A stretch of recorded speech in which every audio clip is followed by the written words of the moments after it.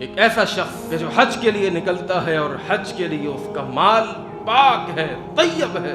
جن ذرائع سے مال حاصل کیا ہے وہ سارے ذرائع اور اسباب بھی حلال کے ہیں،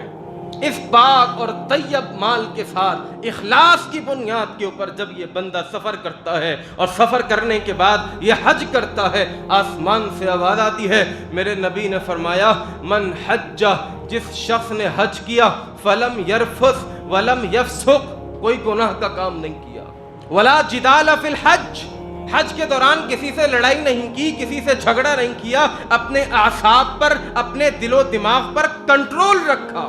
رجع،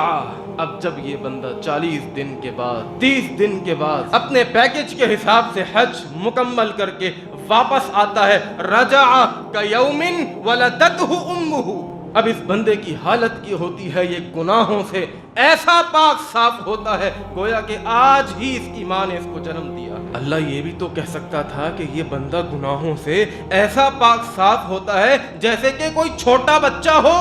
اللہ نے یہ نہیں فرمایا۔ آپ کو پتا ہے کوئی 1.5-2 سال کا بچہ ہو جس کے ابھی چھوٹے چھوٹے دانت نکلنا شروع ہو گئے ہوں، وہ کبھی اس بچے کو کاٹ لے، کبھی اس کو کاٹ لے، ناخن آ گئے، کبھی کسی بچے کے زور سے ناخن مار دیا، اگرچہ یہ گناہ نہیں کہلاتا لیکن سامنے والے کے دل میں خیال تو آتا ہے نا کہ یار پڑوسی کے بچے نے آ کے بٹکا بھر لیا، نشان ڈال دیے، اتنی زور سے نوچا ہے کہ چہرے پہ نشان آ گئے۔ اللہ فرماتا ہے میرے بندے